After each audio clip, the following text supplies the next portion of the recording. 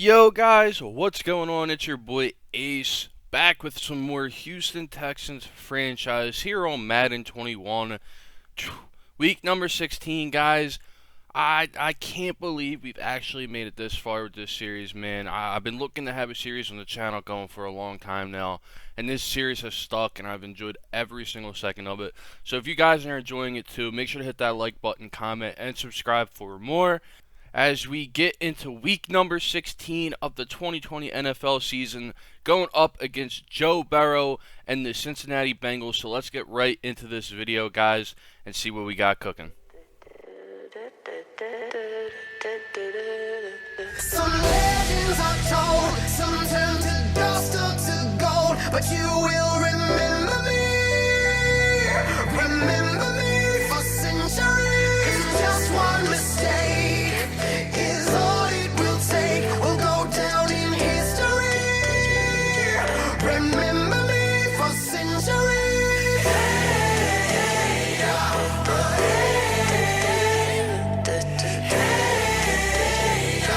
remember me for centuries. Mama tied my teenage dreams. No, it's nothing wrong with me. The kids are all wrong. The stories are wrong. Heavy metal broke my heart. Come on and let me in. Bruises on your thighs like my fingerprints. This is for to match the darkness that you felt. I never meant for you to fix yourself.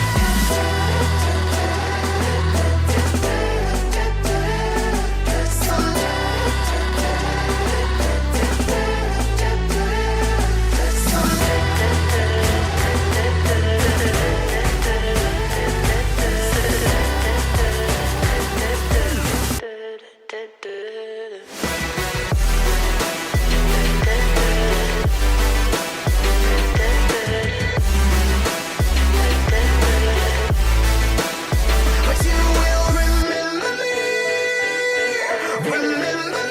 for centuries.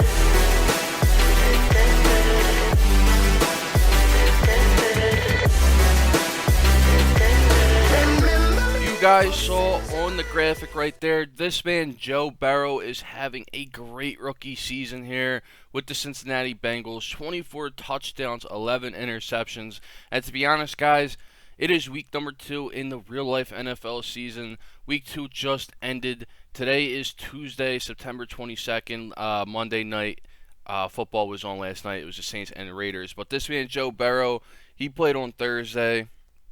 And to be honest, guys, Joe Burrow has been showing a lot of promise for the Cincinnati Bengals. And it's going to be interesting to see what he can do there, if he can bring that organization back to the playoffs, in which they haven't had a playoff win in God knows how long. Sorry if you're a Bengals fan, but truth is truth. And, you know, the Bengals need to get something going eventually, man. And hopefully Joe Burrow's gonna be that guy to bring them back to the promised land. I don't know if they've ever been to the promised land, but hey, you know, let's bring him back there anyway. And I think Joe Burrow is capable of doing it. I'm a big LSU guy. It's my favorite college football team. And you know, I don't know. Ever since I was watching Joe Burrow in college, I was excited.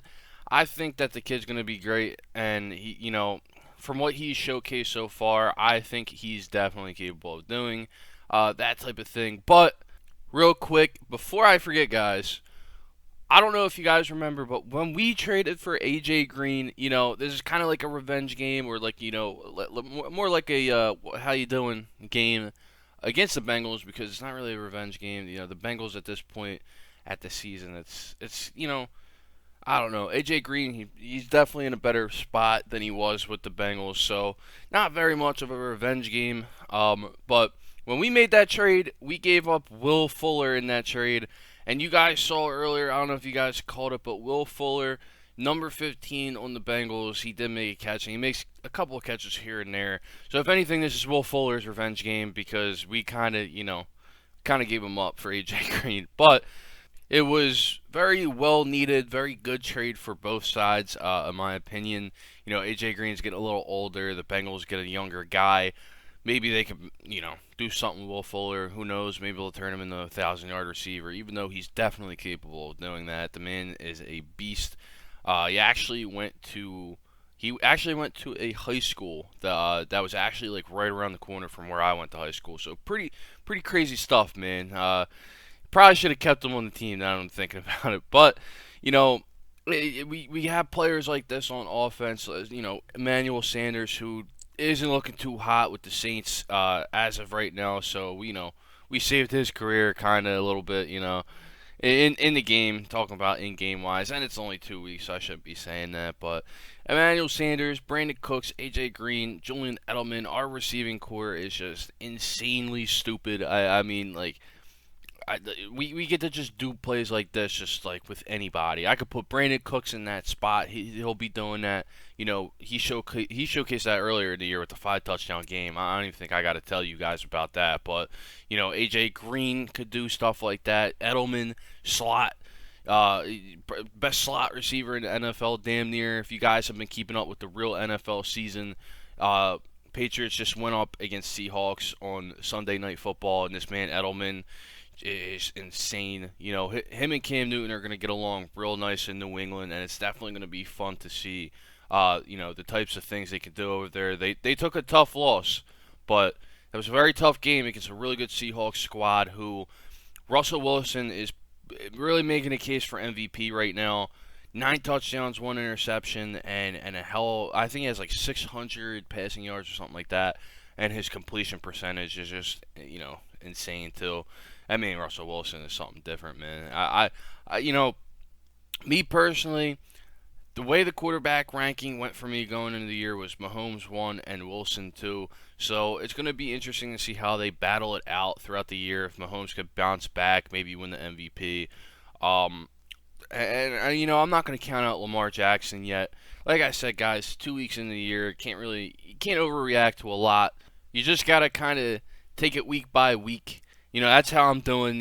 I'm doing that with the Eagles. I'm an Eagles fan, and God forbid we ain't getting into that conversation. But I kind of just wanted to take this video to talk about real football, man. Week 16 in this game, you see we're up 14-0. I mean, I didn't really want to pay too much attention to this game, although it is a very important game because we catch fire right here, and pretty much this game seals the first round bye for us, guys. We win this game.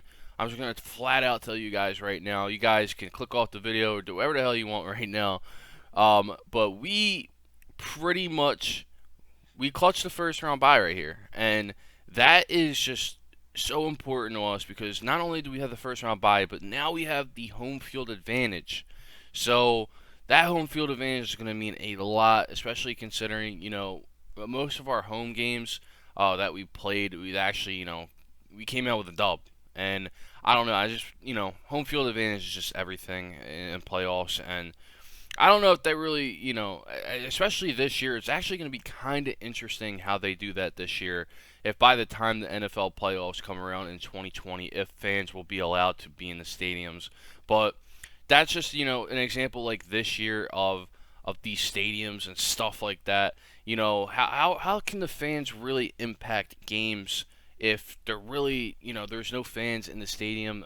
I mean, they have the decibel thing, I don't know if you guys know, but especially more recent example is Carson Wentz in the Philadelphia Eagles stadium. Carson Wentz, I believe he overthrew something or something like that, and it was like 4th down or something like that, and the PA announcers actually played boos, crowd of boos, which was insanely. I kind of have mixed opinions on it. It's kind of funny, to be honest.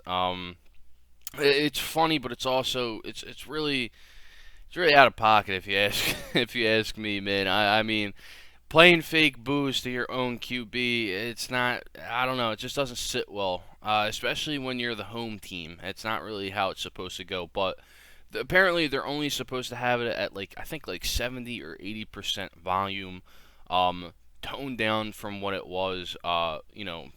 From what it normally is, because when they play music and stuff like that, it's normally bumping in the arena, and it doesn't mean anything because the fans are there, so you gotta bump the music. But they make them turn the volume down, and I don't know. I got mixed opinions on it of them playing the crowd noises. I don't Overall, I don't have that much of an opinion because it's not like my team's gonna do shit this year anyway. So I don't know. Let them do whatever the hell they want to do. I'm not gonna have any type of opinion. Eagles are nowhere close to being in the playoffs, so thank God I ain't got to worry about stuff like that this year. And sorry for talking very negatively, especially if you are an Eagles fan and you came across this video. Guys, it's season's over. But let's talk about more positive note. Joe Burrow running out of the pocket, getting some yards right here. This man Burrow, um, definitely a hell of a QB in Madden, man. If you guys are doing like a Bengals franchise or just like a rebuild or something like that, this man Burrow should be like number one priority to like trade for. If you can pull off like a crazy trade for Joe Burrow, I mean, look, he's already got these abilities under him and stuff like that. All Madden franchise is crazy, dude. I've been realizing that now over the last couple of weeks. They're putting these abilities on these rookies. I mean, Joe Burrow's got one. If you guys noticed when we were playing the Jaguars, the rookie cornerback C.J. Henderson, he had an ability. I don't know how Madden works with these abilities and how they get generated onto players and stuff, but definitely weird to see them on rookies. I don't know. Let me know what your guys' opinion is in the comment section. Um, I do believe. I mean, like if we're talking like stellar rookies here, let them have an ability or something like that. I mean, I guess I shouldn't be too upset, especially considering I love Joe Burrow and from what he showcased so far. You know, I don't know if he deserves the ability yet. I think let him work a couple more weeks for it. But this is franchise. This was 16 weeks into the season, and he was having a hell of a year. And I'm just saying, guys, if the stats from this franchise game or this franchise in general carry over to real life for Joe Burrow, his future's looking bright, man. 24 touchdowns, 11 interceptions. That shit is insane. But you guys kind of see right here in this game, we kind of terrorized the shit out of Joey B. The defense, once again, number one in takeaways in the NFL, just dominating on defense, and that's the reason why we're generating all this offense. Melvin Gordon getting in the end zone, getting himself a touchdown. Melvin Gordon had a hell of a game too. Um, just trying to get everybody, fired up for the playoffs, man. We're getting there. One more week. Now the plan for next week and tomorrow's video, I'm planning on sitting Deshaun Watson just because I don't want him to get injured just in time for playoffs. So the backup quarterback, I talked about it last week, Josh Rosen will be getting the start next week, and we're gonna see what the man can do, man. I mean, former first round pick, he's got some potential, and we're giving him the opportunity to revive his career here in Houston. I'm not planning on playing past year number one in this franchise, guys. Depending on whether or not we win the Super Bowl. If we don't, then I'll definitely play year number two because the squad's nasty. But, we'll talk about that later once we get into the playoffs, guys. If you enjoyed the video, man, make sure to hit that like button, comment, and subscribe for more. Make sure to hit the bell for notifications for when I post videos daily. Next week, we're going up against the Tennessee Titans to close out the year, and I'll see you guys in that one. Peace out.